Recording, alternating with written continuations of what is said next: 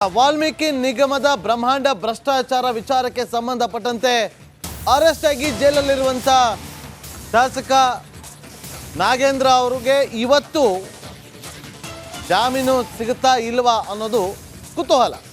ಇವತ್ತು ಶಾಸಕ ಬಿ ನಾಗೇಂದ್ರ ಅವರ ಜಾಮೀನು ಅರ್ಜಿ ವಿಚಾರಣೆ ನಡೆಯುತ್ತೆ.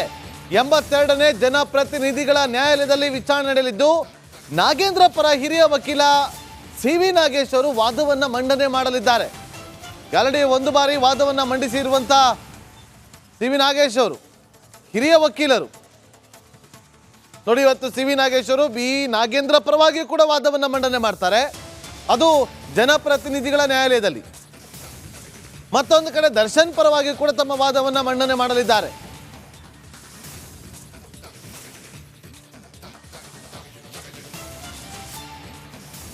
ಜೈಲು ವೈದ್ಯರು ಬೆಂಗಳೂರಿಗೆ ಹೋಗಬೇಕು ಎಂದ ನಟ. ಸ್ಯಾಂಡಲ್ವುಡ್ ನಟ ದರ್ಶನ್ ಜೈಲು ಸೇರಿದಾಗಿನಿಂದಲೂ ಬೆನ್ನು ನೋವಿನ ಸಮಸ್ಯೆ ಬಗ್ಗೆ ಸುದ್ದಿಯಾಗುತ್ತಲೇ ಇತ್ತು. ಇದಕ್ಕಾಗಿಯೇ ನಟನಿಗೆ ಸರ್ಜಿಕಲ್ ಚೇರ್ ವ್ಯವಸ್ಥೆಯನ್ನು ಕೂಡ ಮಾಡಲಾಗಿತ್ತು. ತೀವ್ರ ಬೆನ್ನು ನೋವಿನ ಸಮಸ್ಯೆಯಿಂದ ಬಳಲುತ್ತಿರುವಂತಹ ಆರೋಪಿ ದರ್ಶನ್ ಇದರಿಂದಾಗಿ ಕಷ್ಟಪಡ್ತಿದ್ದಾರಂತೆ. ಬೆನ್ನು ನೋವು ಹೆಚ್ಚಾಗ್ತಾ ಇರುವುದರಿಂದ ಬಿಮ್ಸ್ ಆಸ್ಪತ್ರೆಯ ಆರ್ಥೋಪೆಡಿಷಿಯನ್ ಜೈಲಿನಲ್ಲೇ ಆರೋಗ್ಯ ತಪಾಸಣೆ ನಡೆಸಿದ್ದಾರೆ.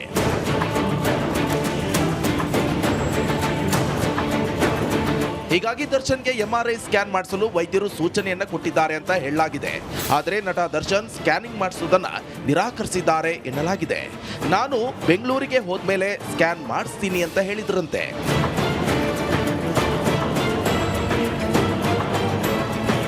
ಸದ್ಯಕ್ಕೆ ಪೇನ್ ಕಿಲ್ಲರ್ ಟ್ಯಾಬ್ಲೆಟ್ ಮಾತ್ರ ಕೊಡಿ ಸಾಕು ಅಂತ ಆರೋಪಿ ದರ್ಶನ್ ವೈದ್ಯರ ಬಳಿ ಹೇಳಿದಾರಂತೆ. ವಿಮ್ಸ್ ವೈದ್ಯರು ನಟ ದರ್ಶನ್ಗೆ 10 ದಿನಗಳಿಗೆ ಮಾತ್ರೆ ನೀಡಿದ್ದಾರೆ ಎನ್ನಲಾಗಿದೆ. ಬೆನ್ನು ನೋವಿನ ನೆಪದಲ್ಲಿ ಆಸ್ಪತ್ರೆ ಸೇರಲು ತಂತ್ರಾನ. ಬೆನ್ನು ನೋವಿದ್ದಕ್ಕೆ ಸರ್ಜಿಕಲ್ ಚೇರ್ ಕೂಡ ವ್ಯವಸ್ಥೆ.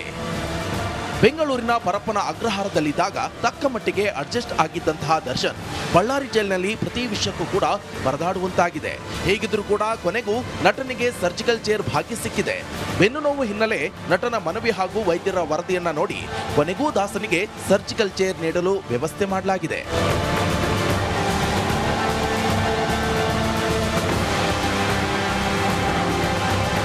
ದರ್ಶನ್ಗೆ ಕೊನೆಗೂ ಸರ್ಜಿಕಲ್ ಚೇರ್ ಭಾಗ್ಯ ಸಿಕ್ಕಿದೆ. ಸೆಪ್ಟೆಂಬರ್ 2ರಂದು ಸಂಜೆ ದರ್ಶನ್ ಸೆಲ್ಗೆ ಸರ್ಜಿಕಲ್ ಚೇರ್ ಬಂದಿದೆ.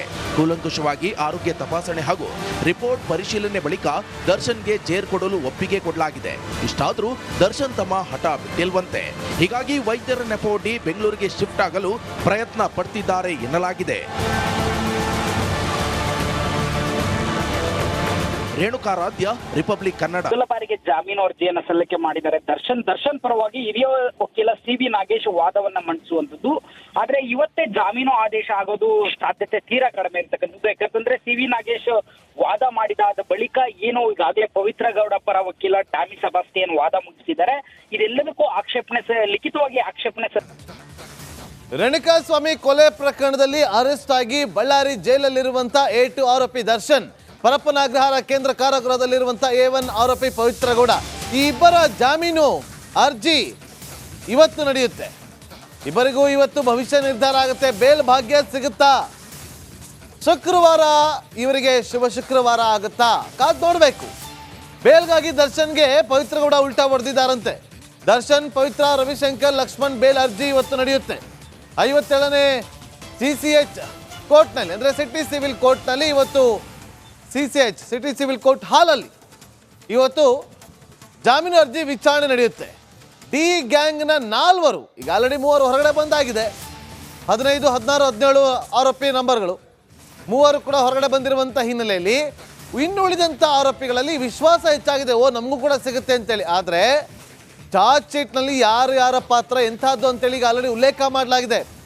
3991 ಪುಟಗಳ ಚಾರ್ಜ್ ಶೀಟ್ ಅದು. ದರ್ಶನ್ ಪಾತ್ರ ಏನು, ಪವಿತ್ರ ಗೌಡ ಪಾತ್ರ ಏನು, ಪ್ರದೋಷ್ ಪಾತ್ರ ಏನು, ವಿನೋದ್ ಪಾತ್ರ ಏನು, ಈ ರೀತಿಯಾಗಿ ಬೇರೆ ಬೇರೆಯವರ ಪಾತ್ರಗಳು ಏನು ಅನ್ನೋದನ್ನ ಕಂಪ್ಲೀಟ್ ಆಗಿ ಅಲ್ಲಿ ಉಲ್ಲೇಖವನ್ನ ಮಾಡಲಾಗಿದೆ.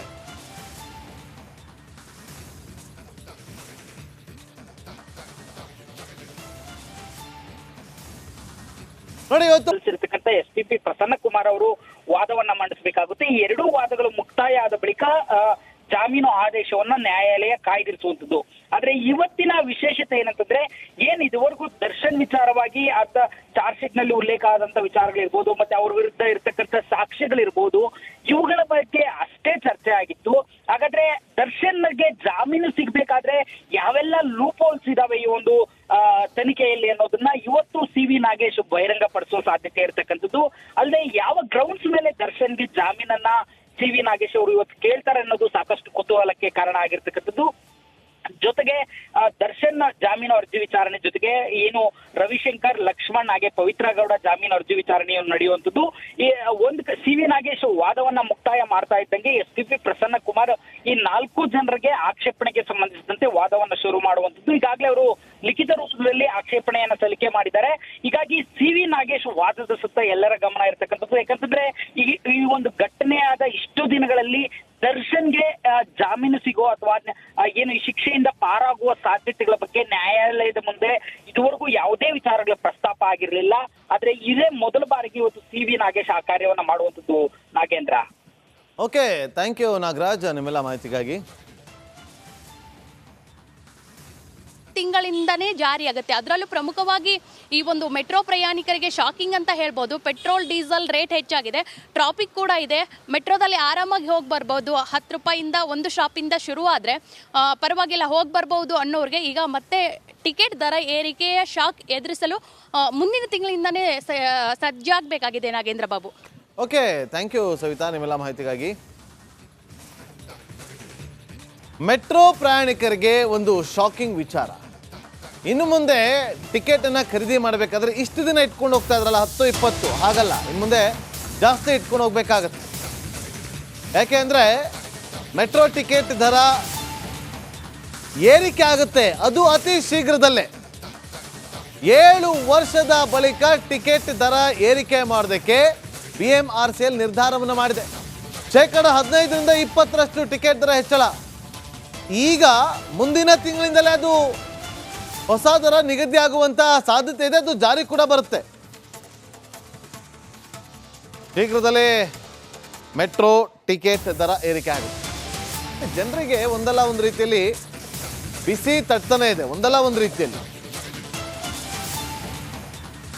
ನೋಡಿ, ಇವತ್ತು ದಿನಸಿ ಸಾಮಗ್ರಿಗಳು ಜಾಸ್ತಿ ಆಗ್ತಾ ಇದೆ, ರೇಟ್ ಬಸ್ ರೇಟ್ ಜಾಸ್ತಿ ಆಗ್ತಾ ಇದೆ. ಈಗ ಪ್ರತಿನಿತ್ಯದ ಎಲ್ಲ ಅವಶ್ಯಕತೆ ಇದೆಯೋ ಅದೆಲ್ಲವೂ ಕೂಡ ದರ ಏರಿಕೆ ಆಗ್ತಾ ಇದೆ. ಆದರೆ ಇವರ ಇನ್ಕಮ್ ಎಷ್ಟಿದೆ ಅದನ್ನು ಕೂಡ ಗಮನಿಸ್ಬೇಕಲ್ವಾ. ಜನರ ಇನ್ಕಮ್ ಅಂತೂ ಜಾಸ್ತಿ ಆಗ್ತಾ ಇಲ್ಲ, ಇನ್ಕಮ್ ಹಾಗೇ ಇರುತ್ತೆ.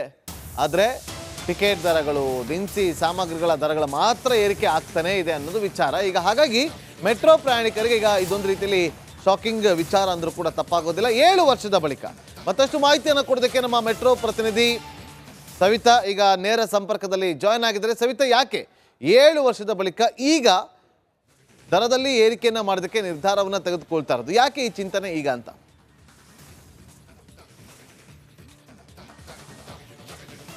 ನಾಗೇಂದ್ರ ಬಾಬು, ಪ್ರಮುಖವಾಗಿ ಸಿಟಿ ಜನರು ಒಂದಲ್ಲ ಒಂದು ದರ ಏರಿಕೆಯ ಬಿಸಿಯನ್ನ ತಟ್ಟಿಸ್ಕೊಳ್ತಾ ಇದ್ದಾರೆ. ಇದೀಗ ಮೆಟ್ರೋ ಪ್ರಯಾಣಿಕರಿಗೆ ಈ ಒಂದು ದರ ಏರಿಕೆಯ ಬಿಸಿ ತಟ್ಟುತ್ತೆ. ಪ್ರಮುಖವಾಗಿ ಮೆಟ್ರೋ ಟಿಕೆಟ್ ದರ ಹೆಚ್ಚು ಮಾಡಲಿಕ್ಕೆ BMRCL ಚಿಂತನೆಯನ್ನ ನಡೆಸಿದೆ.